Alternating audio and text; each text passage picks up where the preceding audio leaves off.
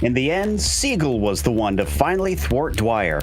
But after the incredibly long lap of the last race, this week sees a much shorter circuit.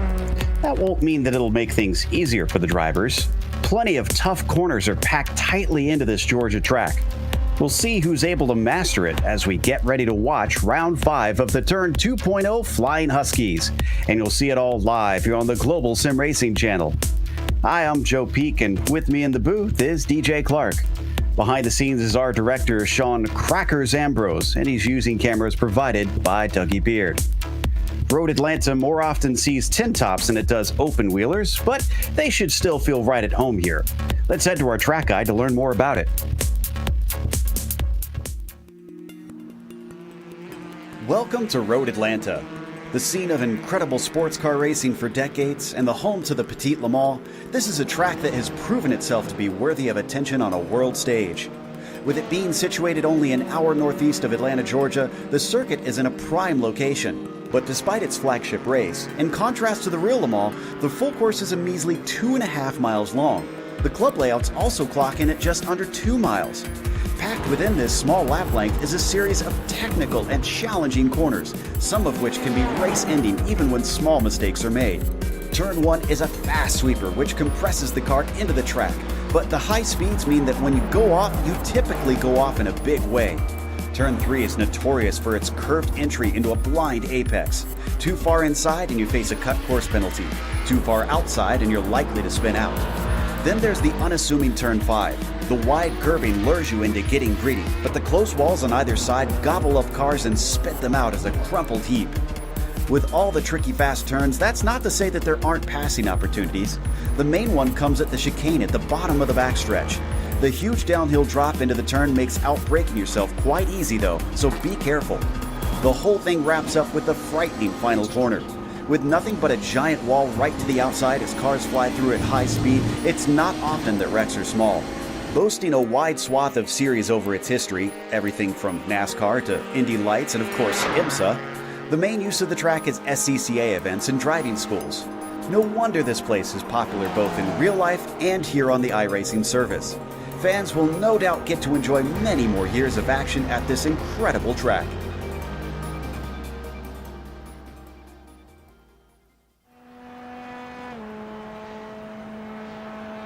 Well, last week was Road America. This week is Road Atlanta. And other than having the same word in the name, DJ, I have to admit, it doesn't look like they share much else between them.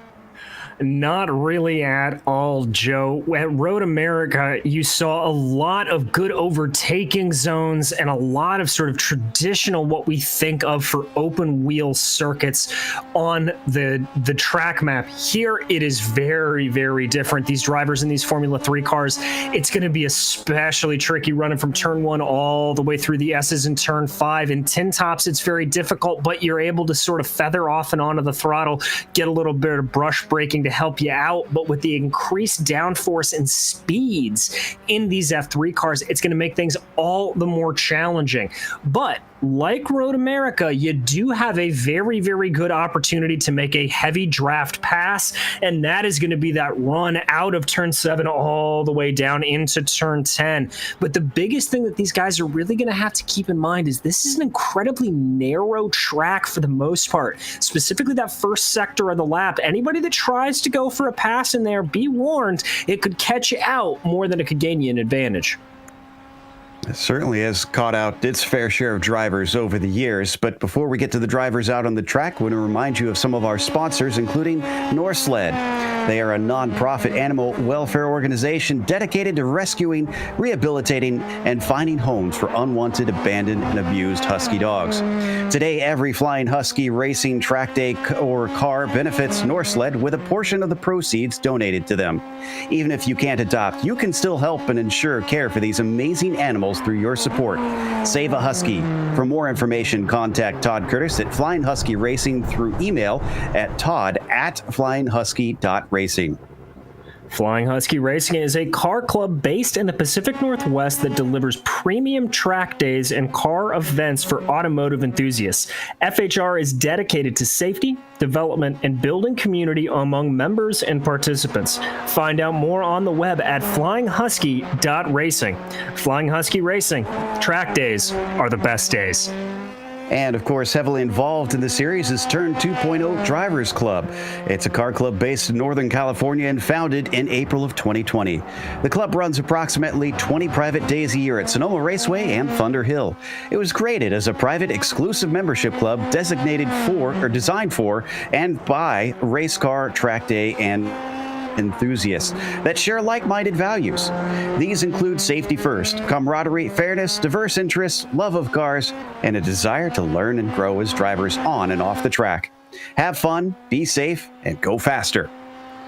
Now let's take a look at the championship real briefly. And for the drivers' points, Dan Dwyer still is up at the top despite not taking his fourth win in a row. Rick Sheldon still behind him, and Kurt Pansgrau quickly gaining there in third. Then you get a bit of a jump back. David Anderson, Grant Carpenter, round out your top five. Siegel's new with his first round being last round, and he kicked it off with a win. So we'll see if he can continue and try to gain on them. What about today's race in particular, DJ? What are the race details we're looking at?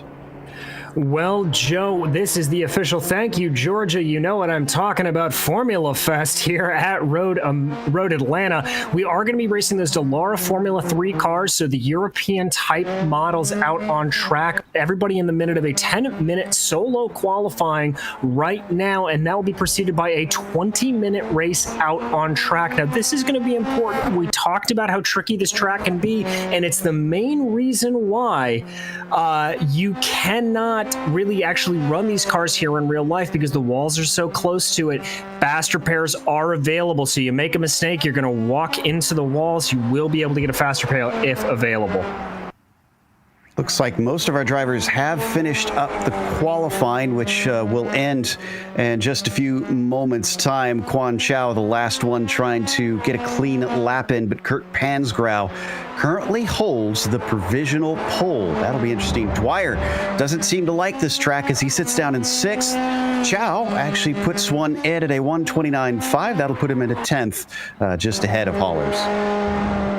Exactly. So a lot of these drivers have a little bit of problem getting accustomed to this track in practice. We've seen quite a few off tracks. It is very, very tricky in these open wheel cars. This is a track that is designed and known for series like IMSA, series like Trans Am. That's who's familiar here. Not really the best for open wheels, so it really presents a driver's challenge for these guys. Well, that wraps up our qualifying, so let's go through our starting order for today. Kurt Pansgrau, as I mentioned, has put it on the pole, and John Showerman is going to be starting next to him. Then you've got Todd Curtis with a great qualifying today on the inside of row 2, and Rick Sheldon will begin in fourth with Dave Anderson rounding out first half of the field in P5. Dan Dwyer is going to be starting off in sixth position, followed by Grant Carpenter to line up in the inside of row 4, followed by Marcus Osterwinter in eighth. Mark Siegel and Quan Chow will make up row 5, and Dave Holler is going to be leading off the back of the field in 11th. See them already starting to grid up, which immediately goes right back to the final turn. Thankfully, not enough drivers here that they'll have to get a curved standing start. Everybody will be mostly in a straight line. Again, before we get going, though, we want to remind you of the involvement of Flying Husky Racing with a big thanks to them, and also reiterate their hashtag, which you should use on social media. Track days are the best days. So once again, a big thank you as the green flag waves and Kurt Pansgrau is off. It's a decent start, but Showerman starts to gain inch by inch as they approach the very swift turn 1. He's not able to get an overlap as all of them chuck it into that uphill right-hander. Looks like it gets pretty single file, and thankfully so, because it is tricky up and over the blind turn 3. It very much is, and everybody being very cautious off the start. That is a good way to go, but a good jump here for Pansgrow. But it looks like John Showerman starting to keep him at bay. Behind him, Todd Curtis being harried a little bit by Rick Shelton for third place. Had a few problems through turn 3. Dwyer and Siegel got into each other. So our current championship leader and our winner from last round already getting some damage, unfortunately, on the very first lap. We might have our third different winner here today. And Pansgrow is going to try and make it his best opportunity possible. He's already got 8/10 over Showerman as they come down the backstretch. And here, Joe, is where that big draft that I talked about can start to come into play. You see there Pansgrow running off of what you think of traditionally the racing line, trying to break that draft of John Showerman. Looks like behind, nobody's really going for a crazy move here on the opening lap. That's good of them, but everybody nice and clean through that turn 10 section. But once again, Sheldon continuing to hassle Todd Curtis there. Little bit of a wide run for John Showerman. Oh, he's already being caught by Todd Curtis. He knows it. He tries to defend down into turn 1. Do they dare try and take it too wide? No. Curtis is going to back out of it. Curtis has also been dealing with Rick Sheldon behind him. He's been hassling him there on that first lap as they come up to turn 3. Once again, not many opportunities in this first portion of the circuit. So they'll swing back downhill through the S's and up and over the tricky turn 5. And that corner is so difficult to get right. It's actually better in any car that you are on to brake early and let the car coast. But here comes Sheldon trying to make a move down the inside of Curtis. They're going to get very close coming into turn 6. Ooh, Curtis couldn't have timed that any closer, almost clipping the back of Sheldon. Oh, but he loses it coming out of turn 7. And Curtis goes down the order, unfortunately. That gives a few spots to those behind him. Sheldon up to 3rd and Anderson up to 4th. And very tricky corner as well. You don't think it is. It's a simple 90-degree right-hander, but it is so tempting to get onto that power early in these open-wheel cars. That's exactly what happened there. But we follow Rick Shelton currently in 3rd. He has got Dave Anderson for company behind him. Anderson only about 9/10 behind. Now, we haven't pointed out that it is very hot out on track today, 108 Fahrenheit. So the driver's dealing with a very slick surface, unfortunately. We've already lost Hollers and Siegel to pit lane. They should be back out with a spare car. Dwyer has returned, but he's already going a lap down.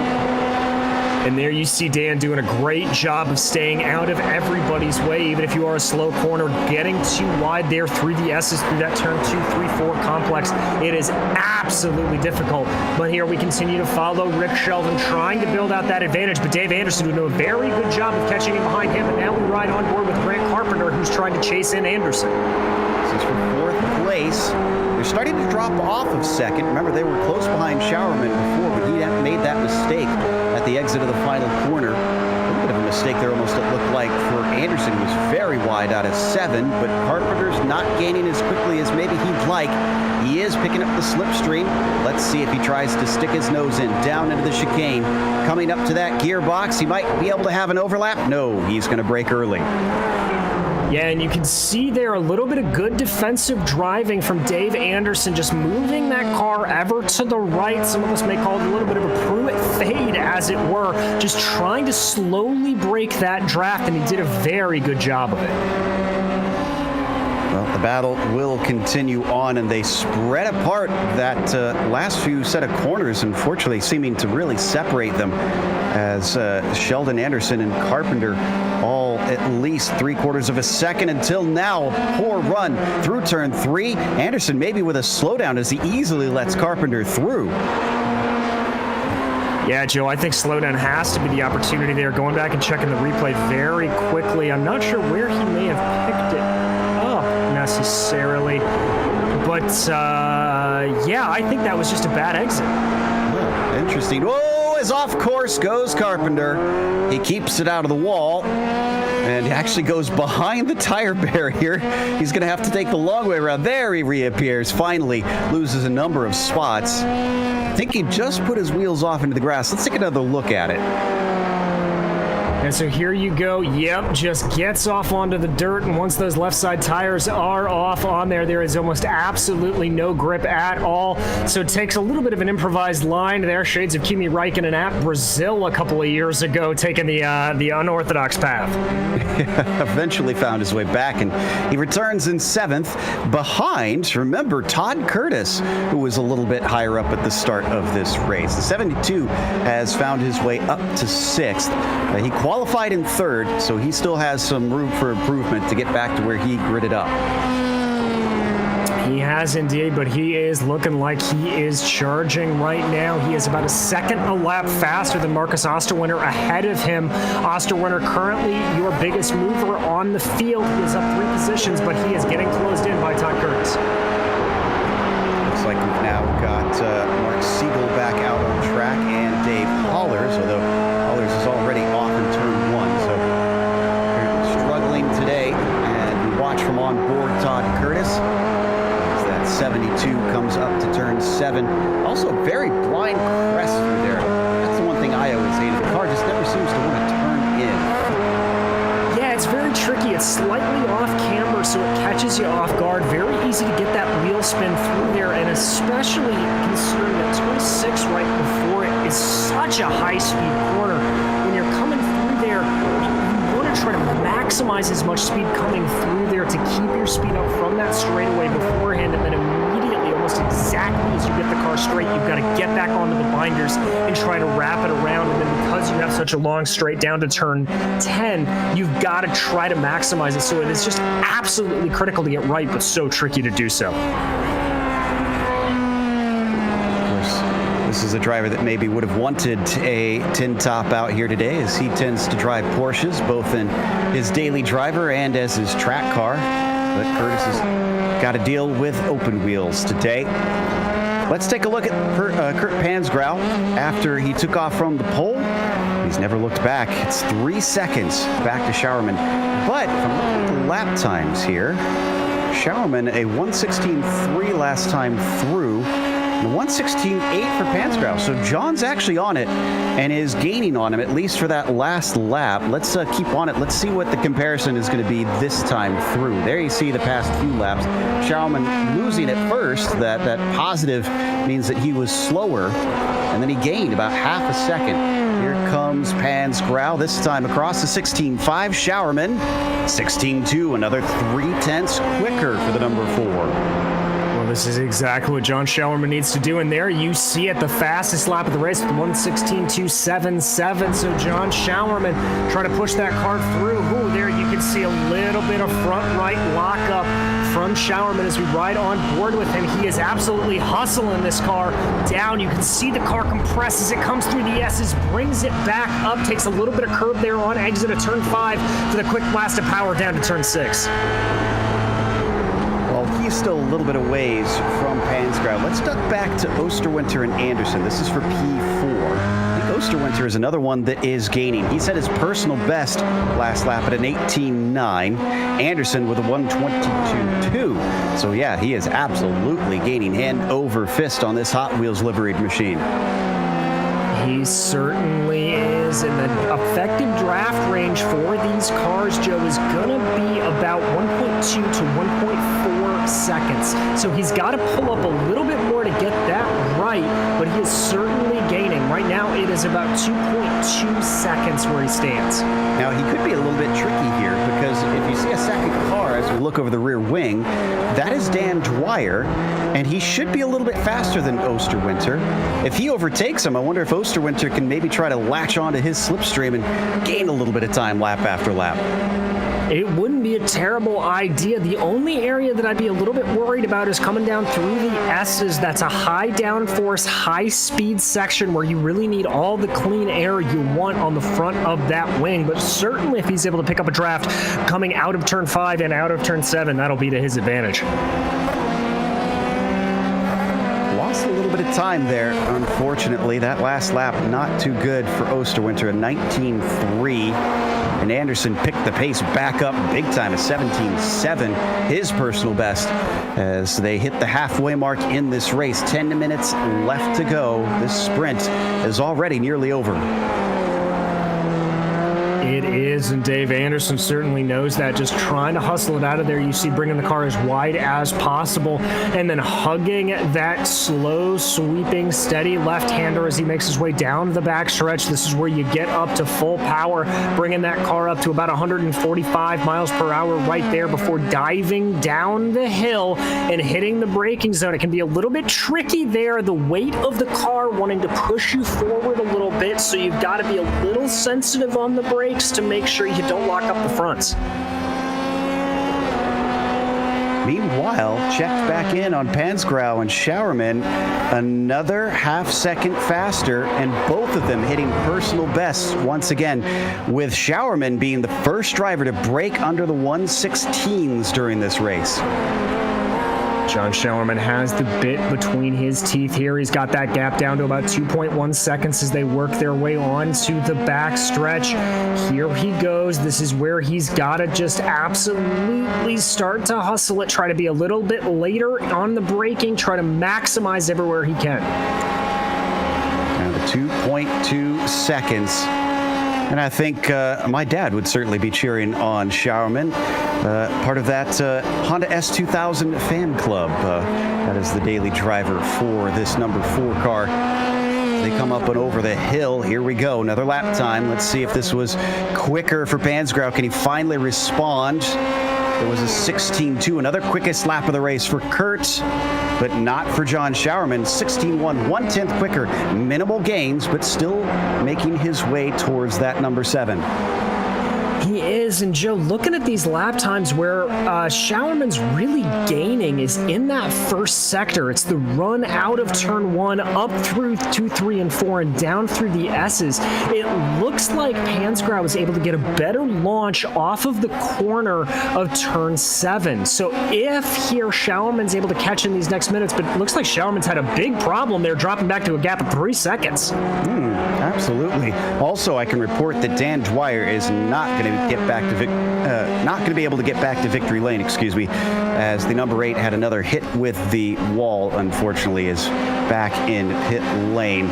So we finally found the weakness of Dan Dwyer, and it appears to be Road Atlanta. The driver is probably petitioning already to fill out the full season with this track, I'm sure. Well, it would sure be nice, I'm sure, from their perspective to try to keep things optimal, but I would not be surprised when we head out next week to see Dwyer back up to his winning ways. But we're going to check back in on Osterwinter and Curtis here.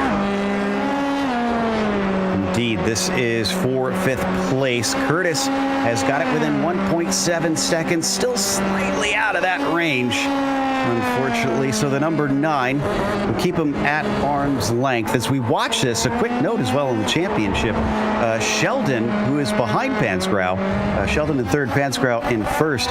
I think Kurt is going to be able to take the points lead if he finishes where he is now, and will jump both Sheldon and Dan Dwyer in the process. Well, as we continue to tick down the time here, it looks like we are just under 6.5 minutes to go, so it is certainly a possibility for Rick to be able to do so. But Joe, I can tell you, you start doing that math in your head as a driver, and that's where you start getting a little scared. Yeah, he's got to stay focused forward for sure. They've certainly lost touch with the top 2, Pansgrau and Showerman, a whole 18 seconds ahead of Sheldon currently.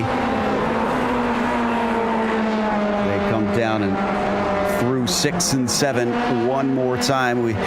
And a spun car in front of them. Who was that? I think that was Siegel. Yeah, our winner from last round, sadly. Yeah, there you see him spinning, and that was really a result of he got into it with Quan Chow here going in through 6 and 7. You can see right into the back. And Joe, this is a heart and mouth moment. We almost jinked him. That is Rick Sheldon right behind him, avoiding incident, but he is now in a hot battle with Dave Anderson. Side by side down into turn 1, and Anderson's going to hold the inside, almost chops him off, but Sheldon times it perfectly. That'll net him 3rd place, or keep him 3rd place, ratherly. Anderson had caught up to him. Must have been a big mistake there from Sheldon to give that time up that he had managed to pull away from the number 62. I think it was a little bit of a mistake and a little bit of just checking up through that debris field that we saw him having to deal with. So there you see Sheldon taking an inside line. That's going to compromise some speed for him. I think he's trying to break the draft. So now here comes Anderson behind. Both cars off of the corner, a little bit of a shallow exit there for Sheldon. Anderson on the charge.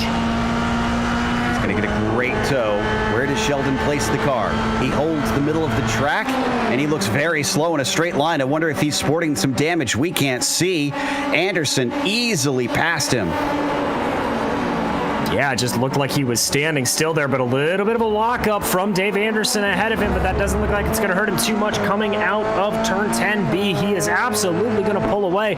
Joe, I'm taking a quick look over. Oh, no, sorry. We just had a big accident with Curtis and Osterwinter coming out of the chicane.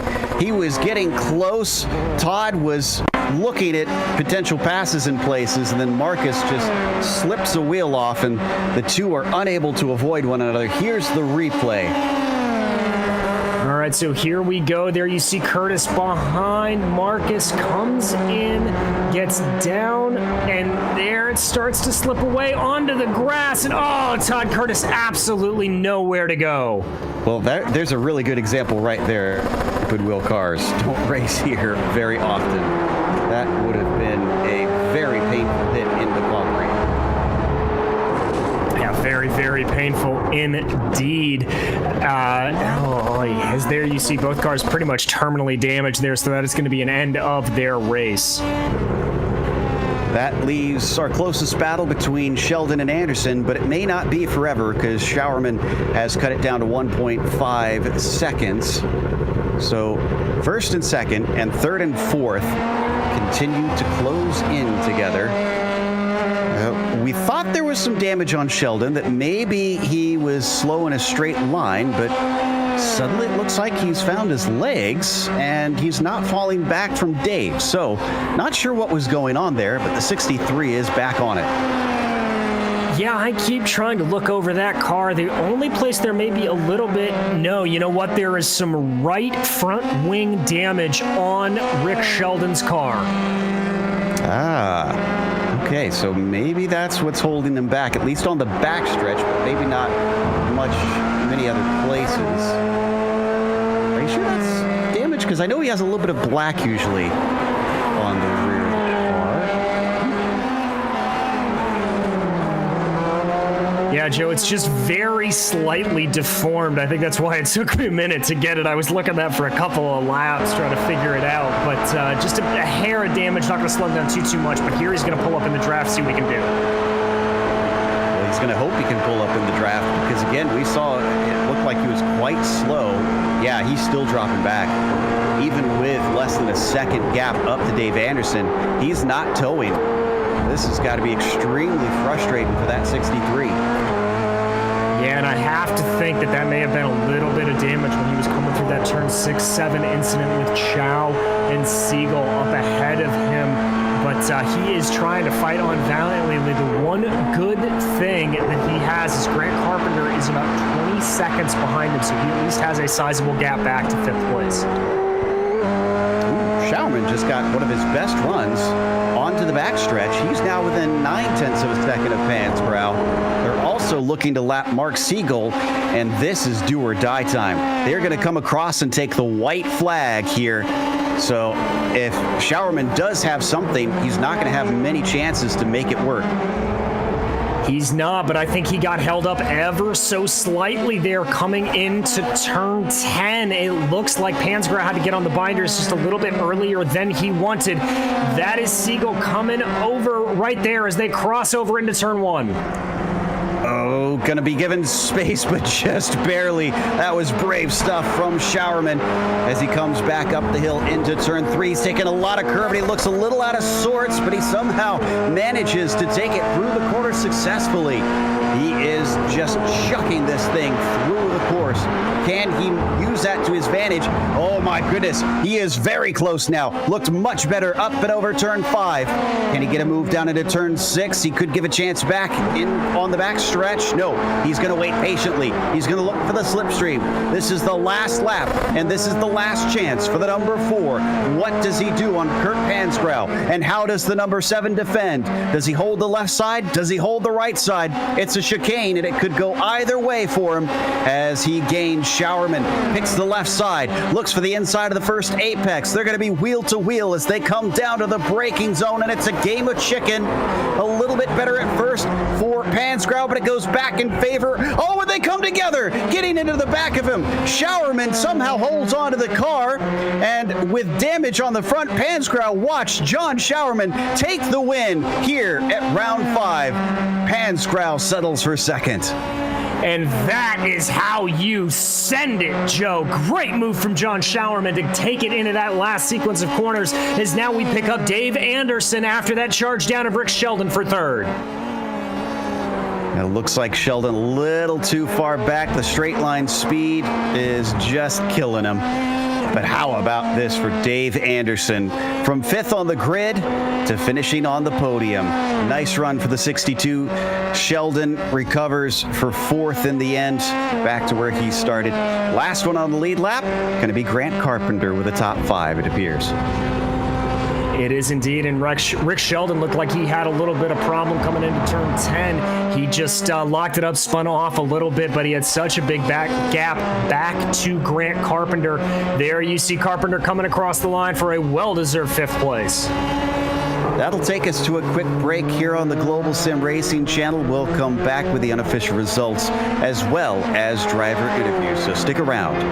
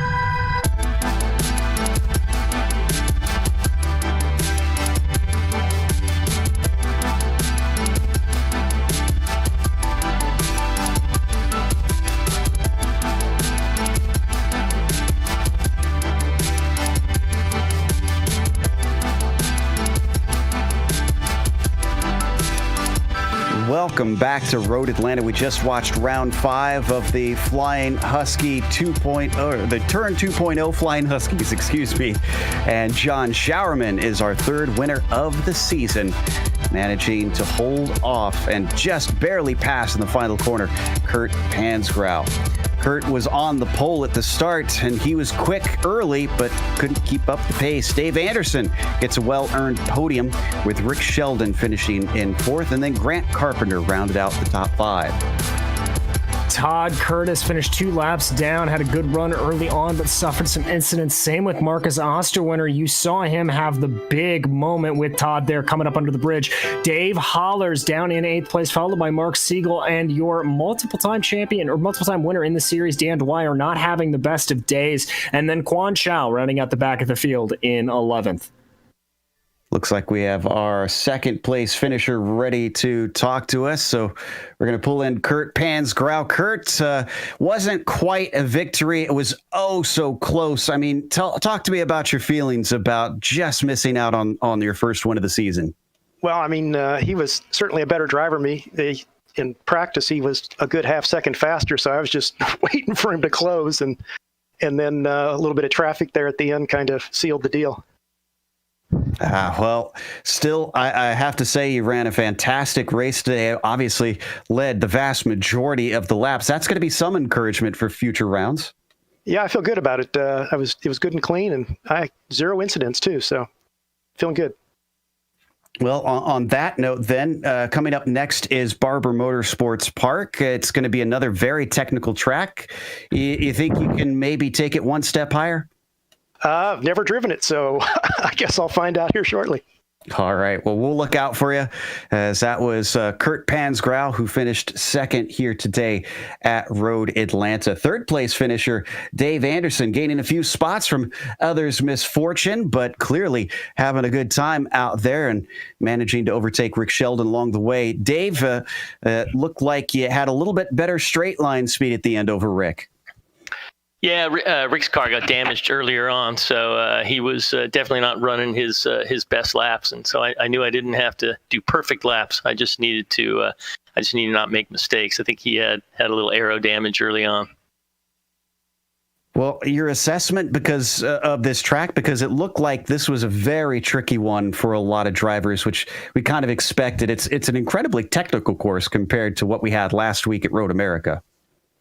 Yeah, it really is. I mean, you really don't get a whole lot of time to take a breath. Although there's a couple of long straights, and you're really thinking about the next crazy one that's coming up. But they don't give any quarter. There's no making a mistake, and every single one of these sort of begs you to get on the gas a little too early or hit a curb, and it'll take you out. It's actually the two front runners did really well, not having any really sort of one incident between the two of them. So that's a clean race on this track. That's a tough thing to do.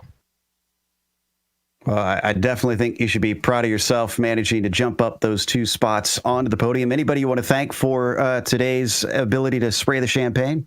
Oh, well, as always, Global Sim Racing Channel, you guys do such a great job, and you keep everybody excited and great coverage, and just really appreciate that, both the Flying Huskies and Turn 2.0 have put this together. And I just couldn't be happier to be out here. Great bunch of guys. Really good race. It was a tough one. So fun day on a tough track. Absolutely. And we also would like to thank all the sponsors there, especially Flying Husky Racing. Again, we want to remind you, if you want to get involved, make sure and use their hashtag that track days are the best days. And including one of the guys very involved with Flying Husky Racing, DJ has caught up with Todd Curtis. Well, Todd, it looked like a bit of a heartbreak of a day out there for you, but you clearly had some speed, just a couple of little incidents along the way robbed you what could have been a good finish. Yeah, if I could have just had more laps like those good ones, it would have been a better day out there. But racing's sort of that way sometimes, You get up in the morning, you make all these plans, you kiss the wife goodbye, you fly halfway across the country, you spend all this money, you get ready, and then the car breaks and you can't race. So stuff happens, we'll all learn from today. The good laps felt good, so I'll take that away and I'll go back and watch those lots of times instead of the less fortunate incidents. But all in all, these things happen. Well, I have to say, I was kind of admiring, I don't know if it's car control or luck or what you want to put it up to, but that incident you had coming off of turn 6 into turn 7 where you just found that perfect gap in the wall. Talk me through that moment. It was more reaction than anything. You know, they say in a race car, if you're reacting, you're already too slow.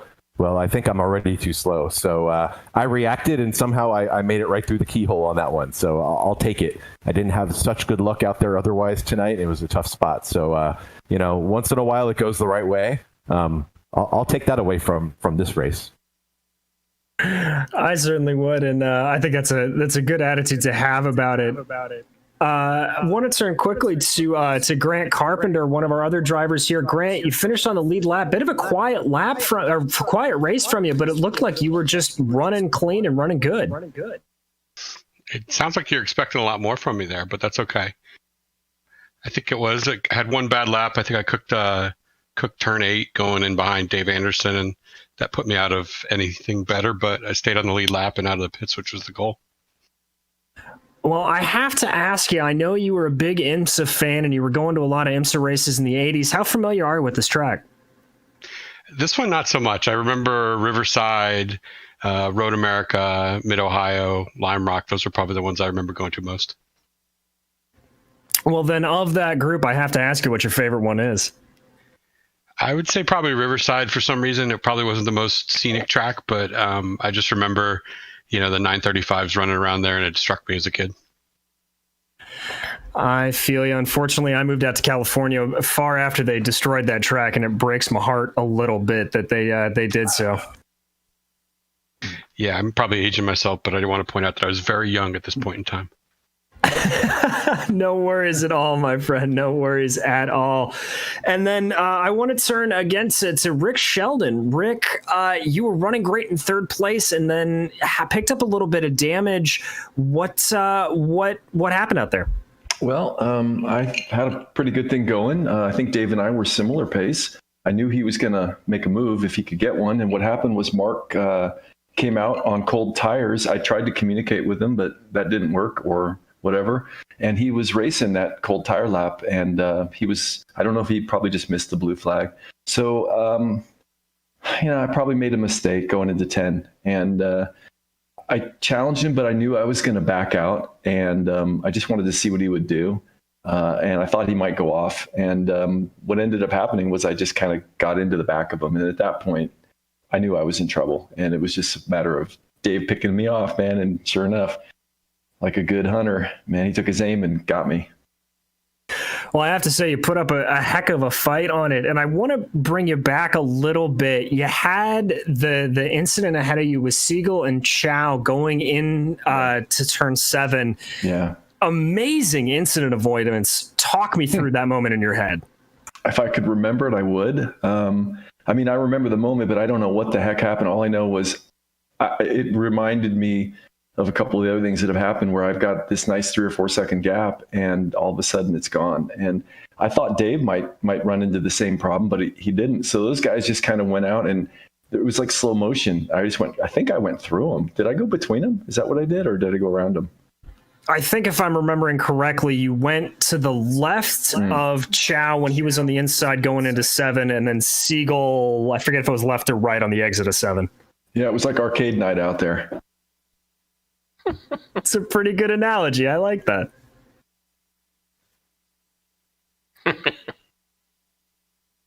Well, that certainly was a fun one to watch, just as fun as the arcade for us. Anybody have any special thank yous before we let you all go?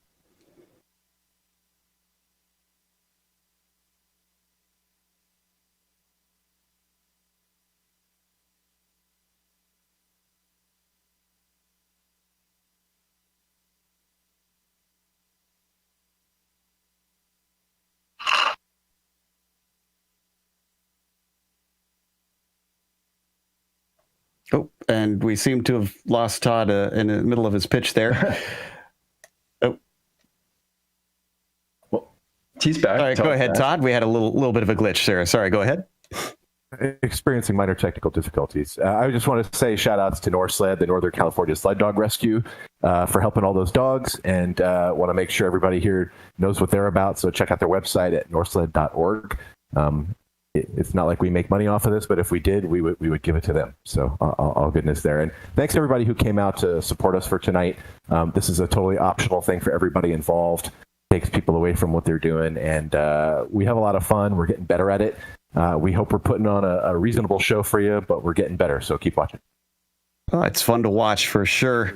As we also give a big thank you to North Sled, Flying Husky Racing, and the Turn 2.0 Drivers Club. Again, make sure and use that hashtag track days are the best days, and make sure and share about Flying Husky Racing with all your friends. But in the meantime, we've got to close up and give a big thank you to the companies that provide the software and the hardware for our broadcasts, which are listed here on your screen. Additional thanks go to June Lalonde, who provides our wonderful music. See the screen for how to get a hold of more of her great work. And then thanks to the team today, DJ, Sean, and Dougie. If you'd like to find out more about GSRC, including upcoming races, you can find it at globalsimracingchannel.com. Or you can check out our social media on Twitter at GSR Channel, Facebook at Global Sim Racing Channel, and Instagram at GSRC_Graham. If you'd like to support us, check out our merchandise store at gsrc.storenvy.com. We've got a link in the description below, so it's nice and easy to find. But while you're down there, make sure to subscribe to our channel, if I can get that out, so you don't miss a moment here on GSRC. As we mentioned, next round is going to Barber Motorsports Park. That'll be Tuesday, February 23rd at 11:30 p.m. Eastern. But we have upcoming races for other series listed on the screen, so check those out and mark them down on your calendar. Until next time, though, race clean, race hard. We'll see you on the track.